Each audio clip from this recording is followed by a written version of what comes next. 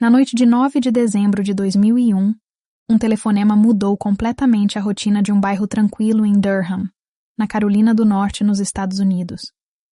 Era um pouco mais de 2 da manhã, quando um homem ligou desesperado para a emergência, dizendo que havia encontrado a esposa caída no pé da escada de casa, sangrando muito, e que ela parecia já não estar respirando. Esse homem era Michael Peterson, e a esposa, Kathleen Peterson. Kathleen era uma executiva bem-sucedida, conhecida por ser inteligente, dedicada e muito respeitada. A vida dela parecia estável, um casamento sólido, uma boa carreira, uma casa confortável. Nada indicava que aquela noite terminaria em tragédia. Quando os paramédicos chegaram, encontraram Michael tentando explicar desesperadamente o que tinha acontecido. Segundo ele, Kathleen havia subido as escadas sozinha e provavelmente tinha escorregado. No entanto, logo na primeira análise, algo não parecia certo. O corpo de Kathleen apresentava diversas lesões na cabeça, muito mais do que seria esperado em uma simples queda. A posição do corpo também levantava dúvidas. Ela estava sentada, curvada, com o sangue já seco em algumas partes e fresco em outras. Os técnicos acharam incomum o padrão dos ferimentos, que pareciam causar mais perguntas do que respostas.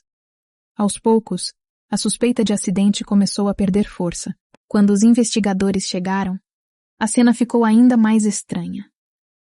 Havia uma quantidade considerável de sangue espalhado pelas paredes da escada, algo que normalmente não acontece em quedas convencionais. E havia mais: tempo de sangramento, padrões no chão, respingos em posições diferentes. Tudo começou a apontar para a possibilidade de que Kathleen não havia simplesmente caído, mas que algo mais violento poderia ter acontecido ali. Com isso, Michael Peterson passou de marido desesperado para principal suspeito. A polícia começou a investigar sua vida, seu relacionamento com Kathleen e possíveis motivos que pudessem explicar uma agressão. E foi nesse ponto que surgiram detalhes surpreendentes. O casal tinha dificuldades financeiras que estavam sendo cuidadosamente escondidas. Havia problemas de relacionamento, discussões, tensões internas e até questões envolvendo a vida extraconjugal de Michael. Tudo isso veio à tona durante a investigação. Os promotores disseram que Kathleen poderia ter descoberto algo naquela noite que gerou um confronto. Michael manteve a versão de que Kathleen havia tomado vinho, estava cansada e simplesmente caiu. Mas conforme novas análises foram feitas, a história ficou ainda mais complexa. O laudo médico concluiu que as lesões na cabeça da vítima eram consistentes com golpes repetidos, e não com uma queda única. E isso reforçou a narrativa de homicídio. O julgamento foi longo, dramático e totalmente acompanhado pela mídia. A defesa argumentou que não havia arma do crime, que não existia prova física que comprovasse que Michael tinha golpeado a esposa, e que a cena da queda poderia sim explicar parte dos ferimentos.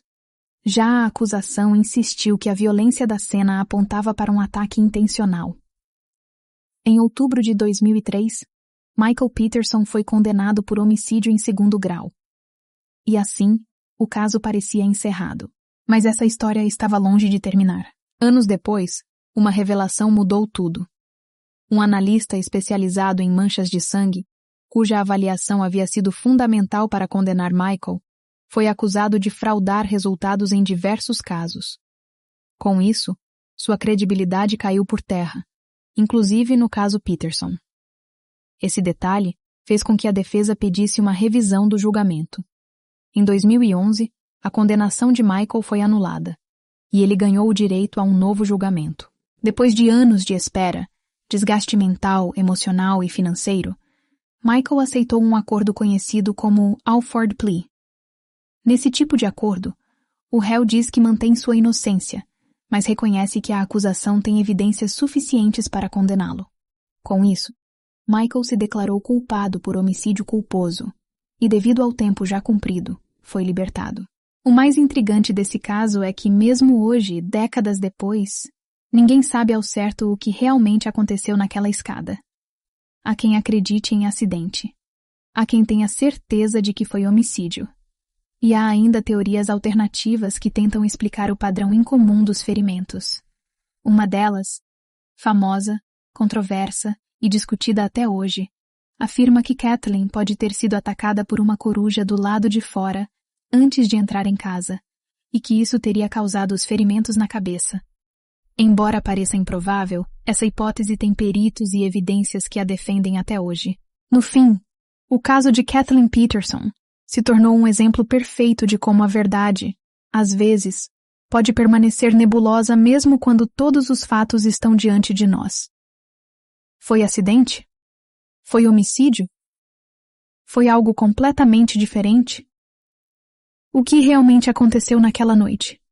Essa é a pergunta que continua ecoando há mais de 2 décadas e pode nunca ter uma resposta definitiva. Se você gostou desse vídeo, não esqueça do joinha e se gosta de conteúdos com casos criminais, não esqueça de me seguir.